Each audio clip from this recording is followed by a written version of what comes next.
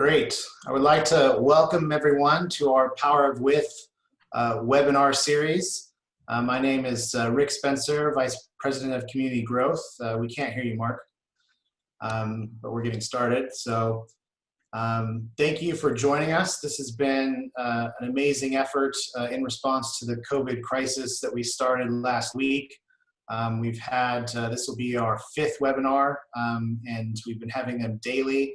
It's just been an amazing effort by our team here at HaneyBiz, and we're so glad that our community partners have stepped up and provided valuable content for our community to help in this crisis. And today we have one of our favorite community partners, Craig Hettrich.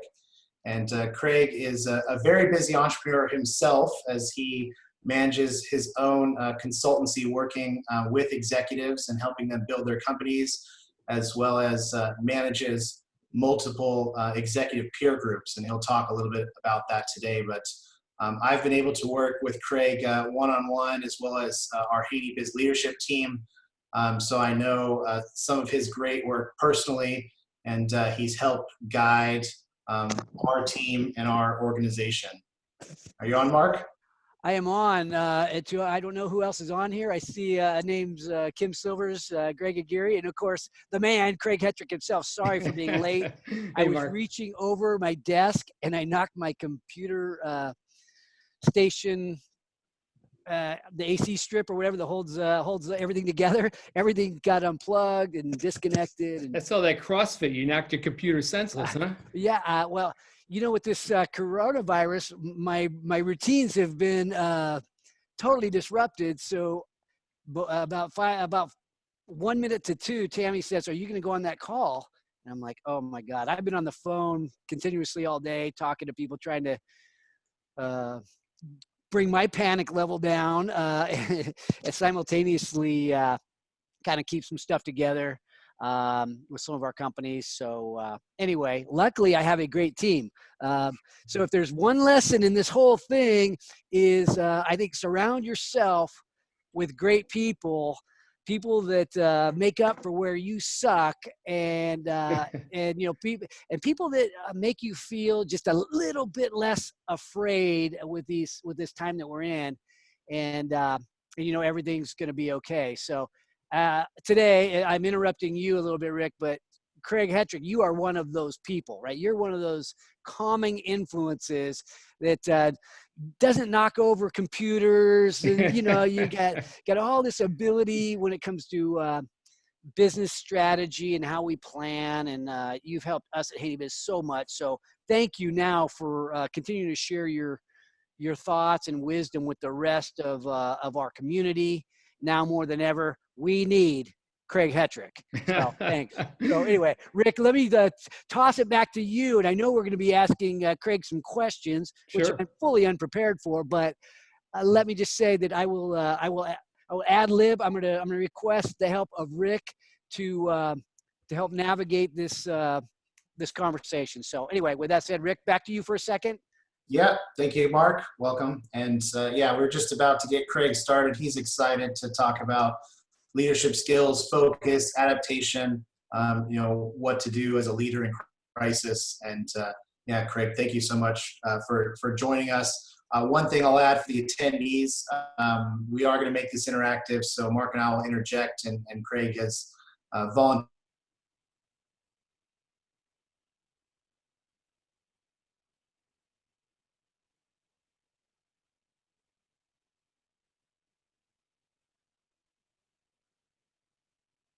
to let us do. Without further ado, Craig, welcome.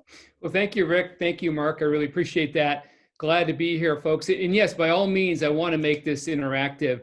I have a few PowerPoint slides here, but I don't want to make this death by PowerPoint here. So when I have a point, I'll flash up a PowerPoint, I'll get on it, and we'll be talking, you know, to one to many. If you have a question on a specific point, feel free to ask it. We'll stop and we'll talk about it, okay? So first and foremost, yeah, we're in uncharted waters here. And I know I've seen some of the other podcasts, you've gotten some great advice on what to do now, you know, financially. And so you've got that great advice in hand. So I'm not really going to talk much about that part. I really want to talk more about your strategy and what do you really need to do now, right now, as a business owner and consider.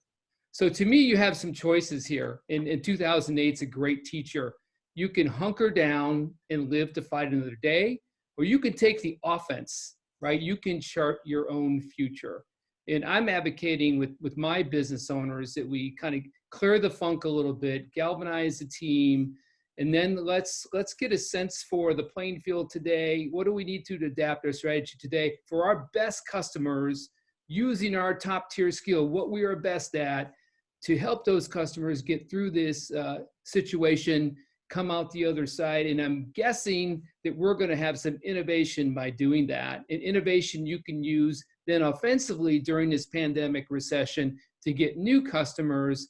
And then peering around the corner, well, how do we think the pandemic and recession is then going to change our world outside of the pandemic recession? What do we need to be thinking about now? I have companies I'm dealing with now, and I'll share some of that to be able to be ready for that. Because what we want to do, the lesson in 2008 is those companies that hunkered down, just to live to fight and they survive, maybe some of them had to do that, but I would say even those who were struggling financially could galvanize their teams and think about what do we do differently now to help our situation, differentiate now, and try to stem the tide, stabilize the business, and grow.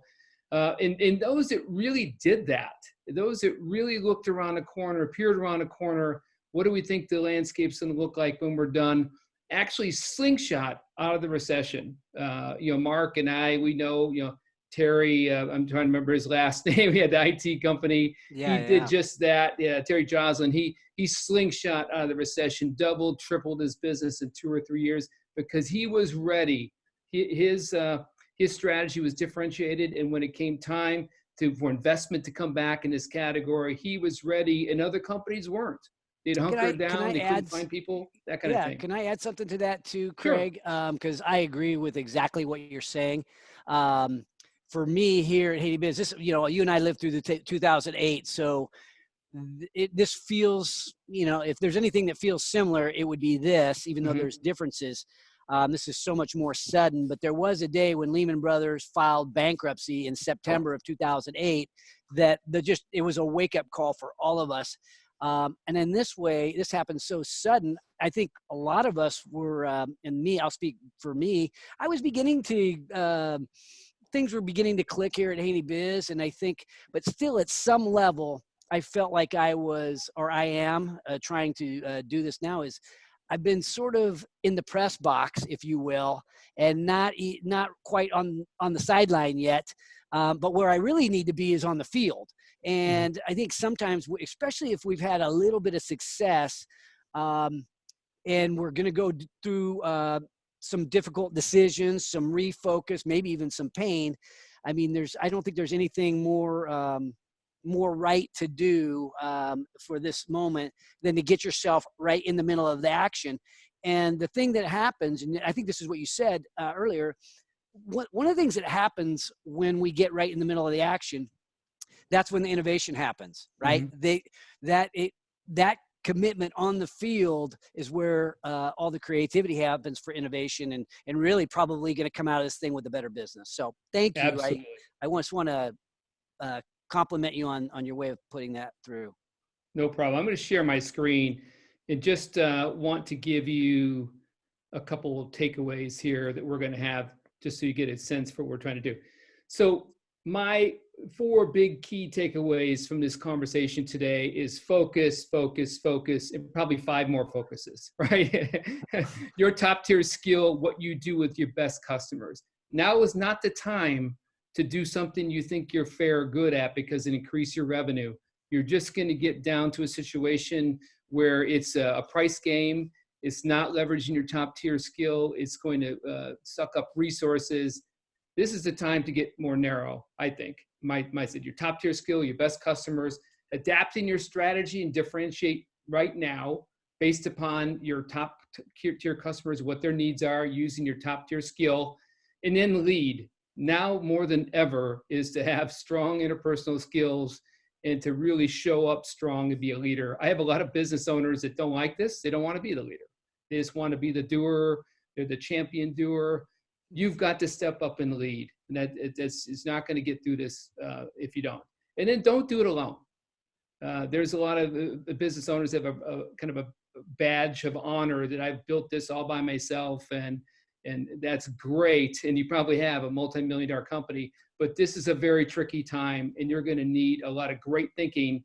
And it's hard for you and even just your team to come up with something outside of the tunnel vision that you have in your business, to bring outside counsel, whether it be peer groups, CEO coaches, things like that, into your business to help you think outside of your narrow box to get you to expand your thinking and get the best thinking on the table. So those are the key takeaways.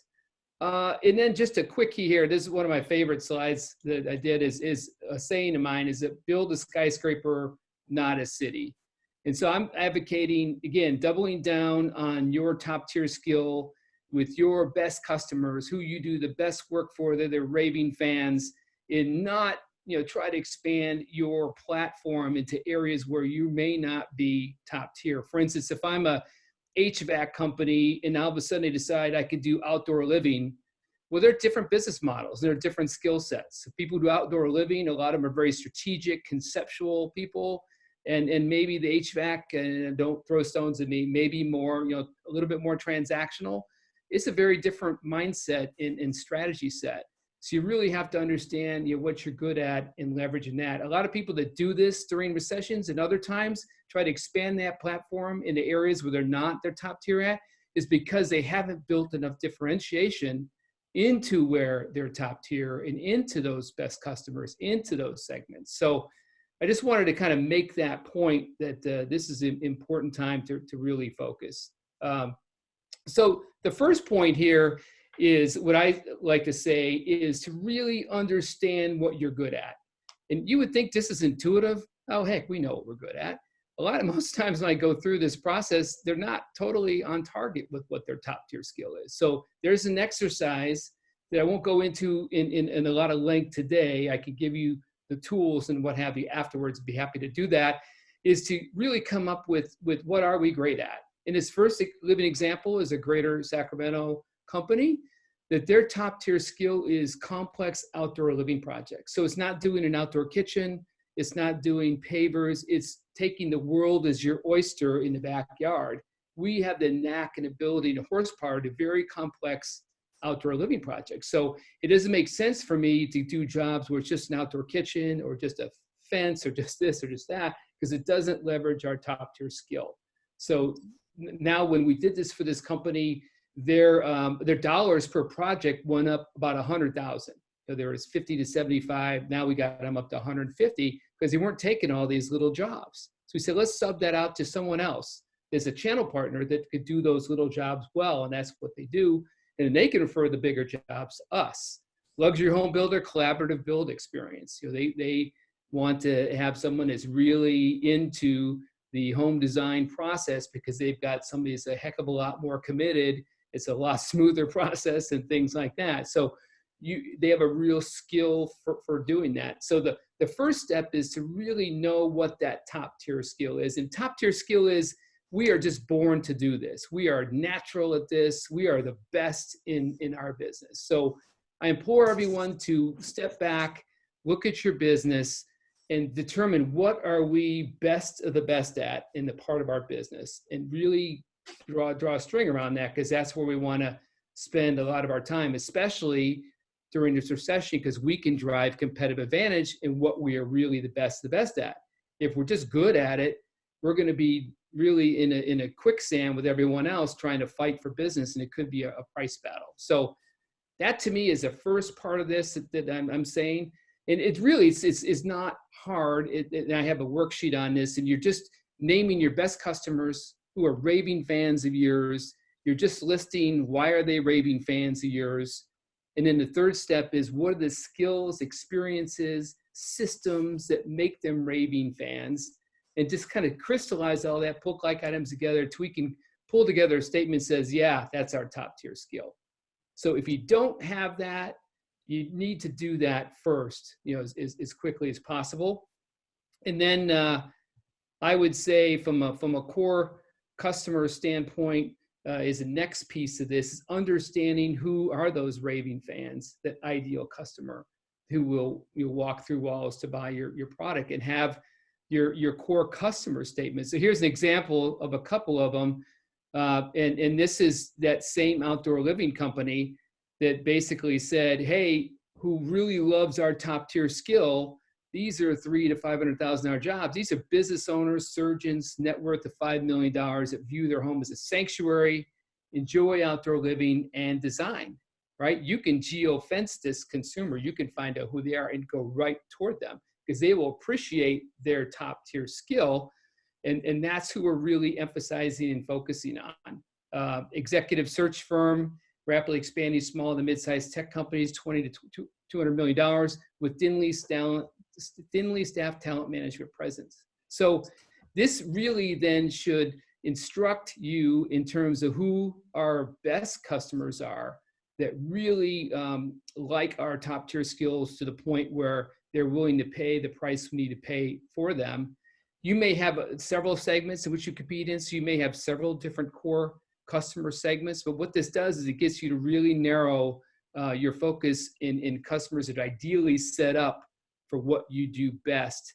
And you may have other business beyond this, and that's fine, but in terms of growing your differentiation, you want to grow it in an area where you are top tier and where the different segments of the business will really appreciate everything that you do. So I wanted to kind of bring that to your attention as well. So those are the first two pieces that you want to do. And then from there, I think that I'm going to stop share for a minute, just talking here. From there, what I would do now, if you have both of those things, is to really put yourself in your best customers, this core customer shoes. What issues are they facing today, right? Right now, what issues are they facing right now, and how can you help them right now? Because you don't want your core customer, your best customer shopping your business. If you can add value to their business and helping their situation, you're going to be a lot better off. So let me give you an example. In 2008, I was with Nestle Dryers. I was head of their food service division. We sold to restaurant chains and to stadiums, arenas, ice cream parlors, things like that. And we did this same very exercise. We had California Pizza Kitchens. We had Ruth Chris Steakhouse. We had a bunch of different restaurant chains. And we put ourselves in their shoes. What were their biggest issues in 2008? Well, it's simple. People were managing it. They were eating out less, but they were managing a check, meaning they were losing that last $8 because they weren't electing not to eat dessert. So we said, what can we do to help these guys, right? What do we want to do to help these guys? So our top tier skill was ice cream parlor operations, sales, and marketing. We were really good at that, right? But so what can we do leveraging that top tier skill to help these restaurant chains? And what we decided to do is, why don't we didn't have the bandwidth for our shop operations team to go help these chains. We hired, this was our pivot now, we adapted our strategy to hire a culinary team to go out there and help these restaurant chains figure out how to change their dessert items to make them less expensive and drive the same margin they're driving. And then for us, how it made it right for us. So the culinary team taught them how to cut a brownie on a bias so they could have 1 ounce less brownie, but make it look like there was the same amount on a plate, 1 ounce less of ice cream. But what they did, the whiz bang wow sauces and all that, made the overall perception of the dish a lot higher than it was before. And they could take the price point down from $4.75 to $3.25 and get one and make it a shareable plate and get 2 different desserts and get their check average another $6.50 to $7 off of that. But the pivot was for us to help them do that. We had a long conversation. What are you facing? They just wanted to say, forget about desserts. We said, no, what would happen if we could do this? We could tack on another $7. What would that be important to you? Oh, hell yeah. But we don't have the bandwidth to do it. They didn't have the R&D team to do it. We didn't have the R&D team to do it at the time. So the adaptation was us to go grab a culinary team and put it into play and then actually go out there with our current customers to stabilize and save that business and actually have them grow their business. And actually then we used that as an offensive weapon with other restaurant chains that weren't getting that kind of support from our ice cream suppliers to convert business. So that kind of gives you an example of what you want to be doing. And you may have to ask yourself, what do I need to do? Do I need to change my product? Do I need to change it so it's more functional? Do I need to change the packaging so it cubes better? Do I need to make more or less of them, a bigger size? Or does this product or service need to do something else that it's not quite doing today? I think that's a great kind of a laboratory for you to make the adjustments necessary and innovate at the same time. So you're helping your best customers get through their situation so they remain best customers, stabilized.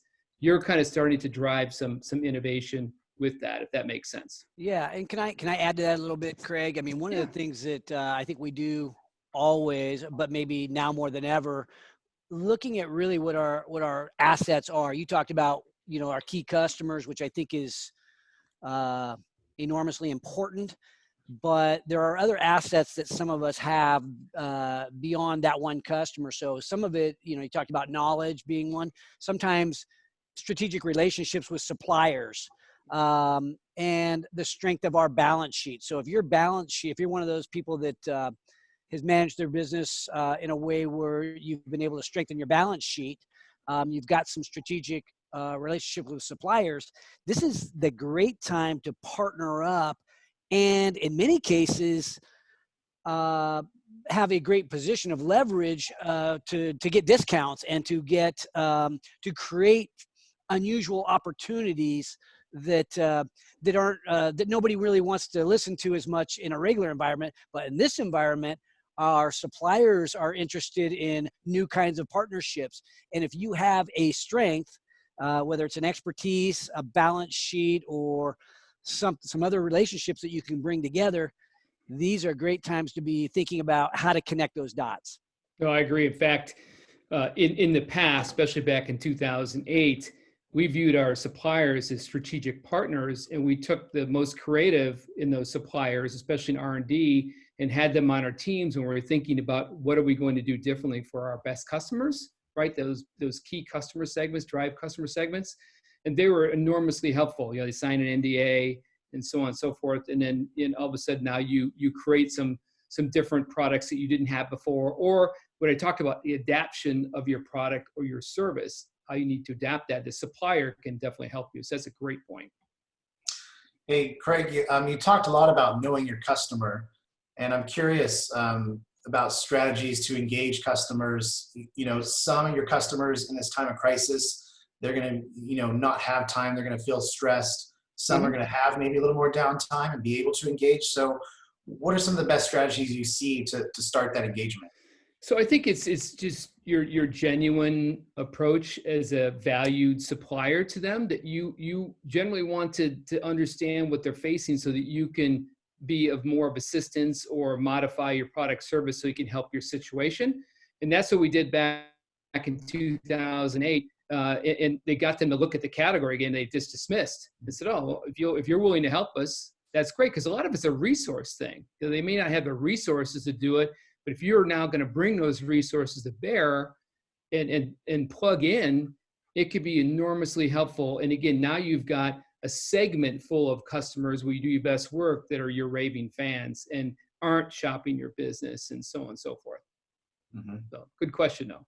Yeah. So reaching out and saying, I'm here, I'm a resource. I've been thinking about ways to help your business. And you could have information, you could have research and things that could help them think through that and so forth. Yeah. This other, I have a thought on that as well. If you're a service business and you do have a strong balance sheet and your clientele is cash strapped more than they are going out of business, this might be the time to give extended payment terms to well-qualified prospects.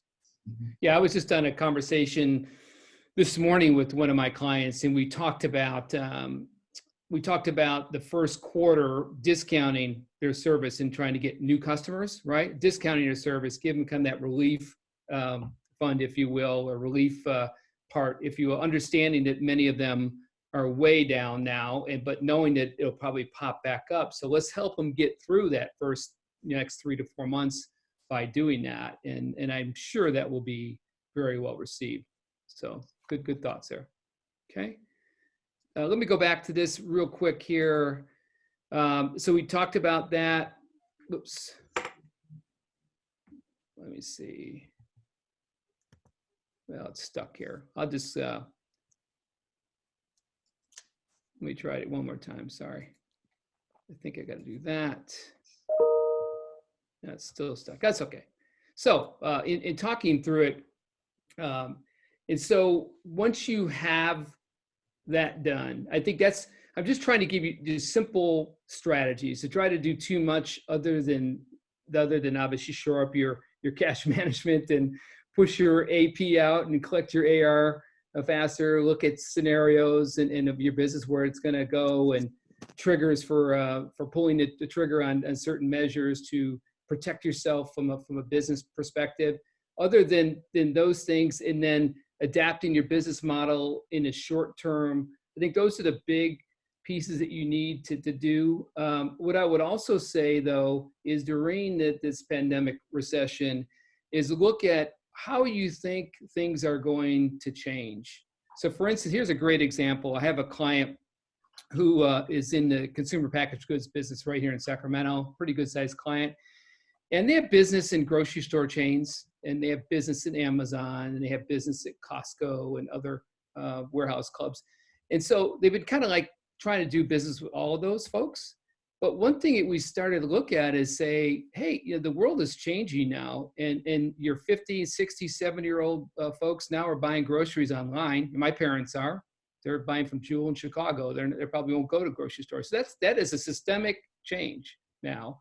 And so online grocery shopping, I just saw some numbers, is going to take off like no tomorrow. Well, this company is uniquely positioned because they've got a platform at Amazon, and they're a pretty good Amazon supplier, that we totally changed and pivoted their strategy to be pushing the brand and the business at Amazon, and maybe not worry so much about the grocery piece. And it's really working dividends for them, because they can't even hardly keep up with demand right now because of their product offering, product line. But it's going to help them afterwards, because the other companies they're dealing with, big national brands, kind of said, no, we're gonna balance servicing grocery chains and Costco and Amazon, and they really kind of fell out of favor a little bit with Amazon. I think Amazon's going to be a big winner in this. So they quickly pivoted, and we had a conversation about it, quickly pivoted to Amazon, and they're killing it. And I think after this, the dust settles on this, they're going to be uniquely qualified, again, to slingshot out of this thing in a big way. So that's what I'm saying, is look at how the world's going to change. People, I would look at home apparel. People are going to buy Peloton bikes crazy now, and maybe not going to work out his gym so much. So how will that change consumer buying and so forth? And if I have a restaurant and I don't have a drive-through or an online presence, I might change that. So in the middle of all this, you need to be, even though you're busy, I get it, you need to engage your teams in thinking about how will that world change my product category in 2 or 3 years. So what do we need to start thinking about now? And I have several clients that are already pivoting, not only to help their top tier customers, but beyond that. And so this was a case where this company took their top tier segment, right? And that segment was not Amazon, and switched it, even though it was in their mix, to Amazon, because of where they thought the business was going to go, and they made the right choice there. So thinking through that too, as well, is going to be a key. Let's see. So those would be the big pieces there, and then execution. So once you've got the pivot in mind and how you're going to do that, the key is to really set yourself up to execute. If you don't have an operating system like an EOS, Entrepreneur Operating System, I would strongly recommend it, because you're going to have to make some decisive steps, and you want to have collaborative action with your team, but you want to have an accountability platform that gets you to focus on the most impactful and urgent things in your business. It's something like an EOS or other systems out there will help you do that, and help you have a scorecard with the right measurables and activities, help you have your goals quarterly goals, but more importantly, help you meet weekly to discuss most impactful and urgent issues and make sure you make the decisions that solve your issues, keeps you on track to making a change that you want to make. If you don't have that and you're kind of doing it haphazardly and not meeting regularly, you really need to think about changing to that. And if you don't have an operating system, you don't need to like adopt it all. I would just look at adopting the execution part of it and the accountability part that will help you drive the changes you need to make. So that would be one of the big things too as well. And then leadership, I think, is key here. This is a time as an entrepreneur, like it or not, you got to step up and lead. You know, a lot of them are reluctant. I think my clients, probably 8 out of 10 of them would rather not be running their company. They'd rather just be a visionary. But you need to be the visionary and integrator right now. You need to lead. You need to provide your hope and optimism in balance with transparency. And this is the brutal reality we face. This is a time to not make impulsive decisions, but you need to be decisive. So you're kind of getting the paradoxes. There's a paradox here, right? We have to move fast, make quick decisions, and make decisive decisions rather for our business. But you can have the right discussions around them. You don't need to be authoritarian. Being a what I call strong interpersonal skills, an emotionally intelligent leader that engages your team and asks them thought-provoking questions while you're in these discussions to get the best thinking on the table is what you want to do. As a leader, I caution against weighing in too quickly when you kind of close out the rest of your team's mind. You really need to get diverse thinking on the table. These are big decisions you're making for your business that will have short-term and long-term ramifications. And so you as a leader, stepping up in doing that. And I would say too, having a mindset, the right mindset. The right mindset is courage, bold changes, bold moves. Either that or you're going to be the doer or you're going to be steamrolled. Which one do you want? I think you can create your own future instead of let it happen to you. And you shouldn't be hopefully thinking that way. Your team will pick up on that. If you're not, you can certainly be transparent with where we are, but you got to pivot to more confidence, optimism. Let's drive our future, get the high engagement, bring in the right people, whether it be your suppliers that have a good thought process and are very creative. Like I said, outside counsel, whether it be your CEO peer group. I usually say CEO peer group and a CEO executive coach to really help you think outside of your frame of thinking now, rather. Best thinking on the table, hold you accountable, challenge you to where you really need and want to go. Yeah, Craig, quick question. You're talking about leadership, messaging, and interpersonal skills. Living in a virtual world now, what are you seeing, as far as with some of your clients and how those leaders are demonstrating those behaviors when they're not able to read the room, when they're not able to interact in the same way? Well, I'd say for sure, just any Zoom meeting you have, if you don't have your camera on, that should not be loud, right? You need to look people in the face, and you can still have a big effect. The idea, though, is to ask questions, is to get them engaged, make them feel heard and valued. It doesn't mean you're going to adopt everything they say, but when they feel like they're part of the solution, they'll own it and help you immensely, as opposed to the thing I get from a lot of business owners is they're used to dictating, driving. The team is looking to them to do it. And boy, you better be good and you better be right. So that's a lot of pressure. Why not get your team engaged in their thinking and ask them, thought-provoking questions, dig deeper, et cetera, so that we do get some diversity of thought and some options on the table so that we can then, choose the right one. So it doesn't mean you have to be slow. That conversation can happen in an hour. You've got some great diversity of thinking in there. We got a lot of choices, and there you go, right? As opposed to somebody that says, used to saying, "Hey, this is what we're going to do. Let's go." Yeah, and hopefully they're right. But I think that that becomes a little bit isolating, for your team as well. They don't feel like they're as engaged and involved. Yeah. Keeping with the theme of leadership, we had a question from the attendees about investors. And obviously, in the climate now, and Mark, you probably have some thoughts on this as well, it's going to be challenging to raise money. So we talked a lot about customer engagement. What are you seeing with your clients and the executives as far as investor engagement? So it's interesting, and Mark, I'll let you chime in. I just in another meeting this morning where it was a total pivot from the company. It was from burn, let's get revenue, to let's get profitability. So companies that can do that pivot and have a lot of resolve to saying, hey, our decisions we're making today aren't just about growth anymore. They're about profitable growth, and we're looking at every expenditure as an investment and what's the return on investment.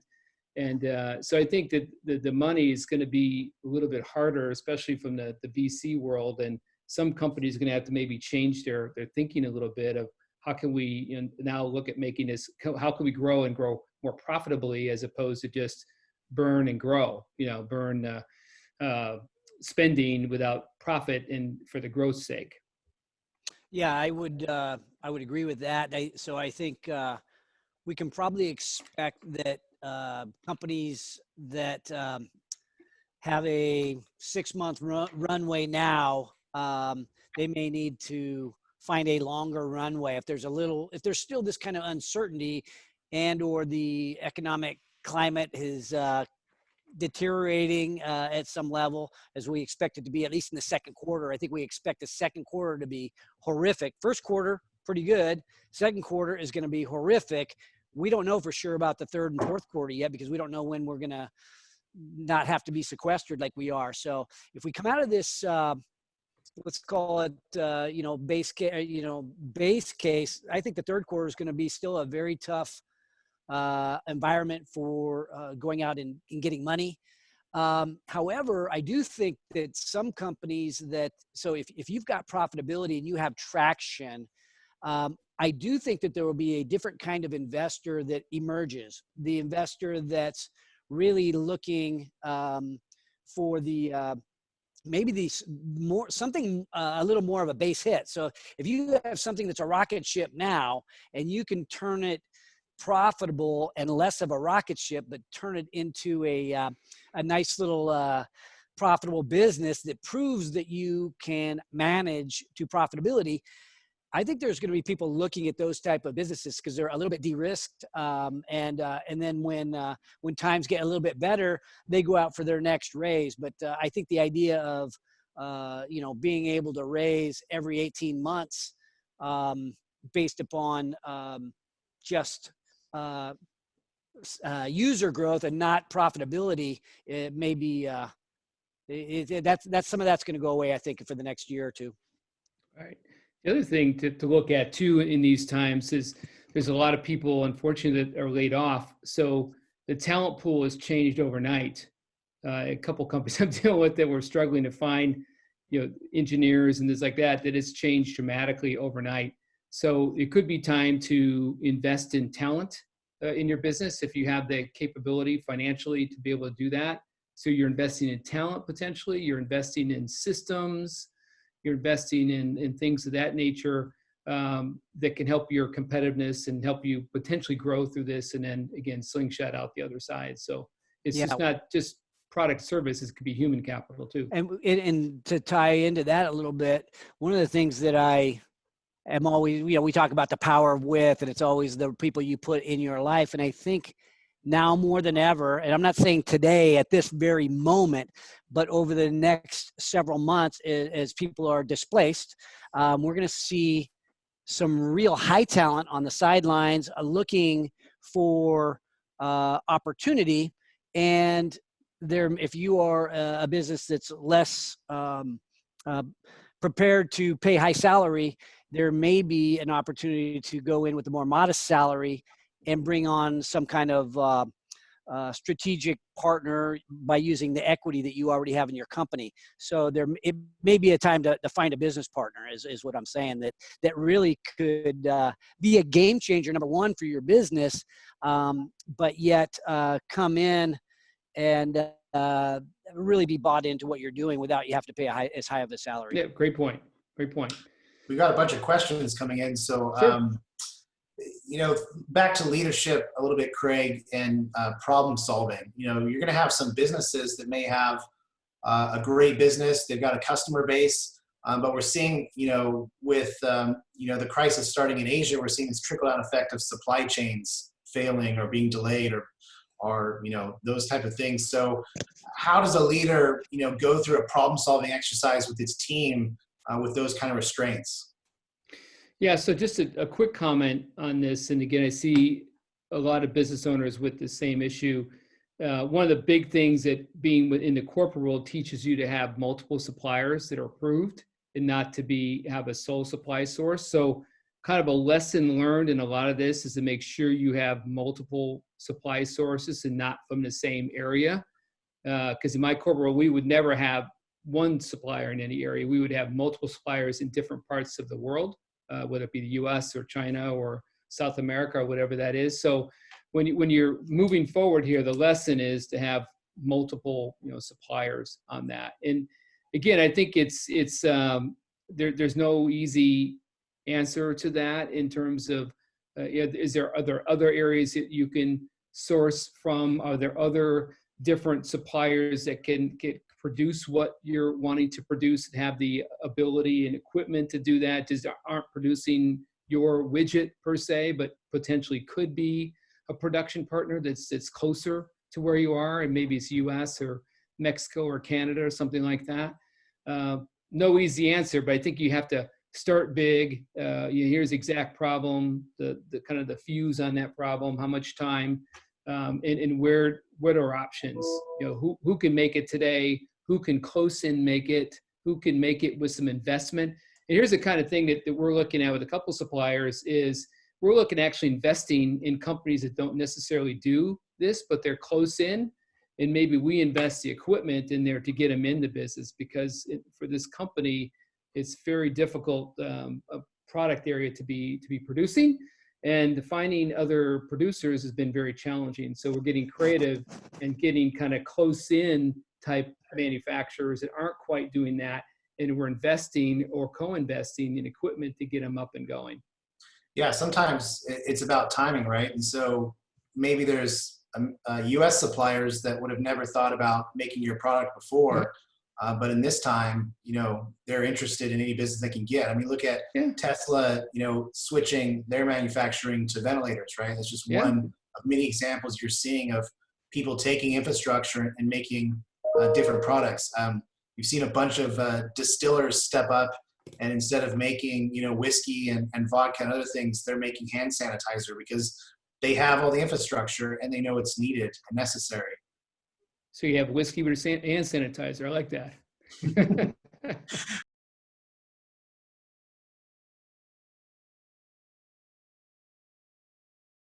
Thanks for watching today's show. My goal for every episode is that you find a takeaway, something tangible you can use in your business today. And if you have a comment about a favorite takeaway, feel free to put it in the box below. And if you have a topic that you'd like me to bring up on the show, don't forget to let me know. And also, don't forget to subscribe to our YouTube channel if you want to learn more about entrepreneurship. Because at HaneyBiz, we are always by your side.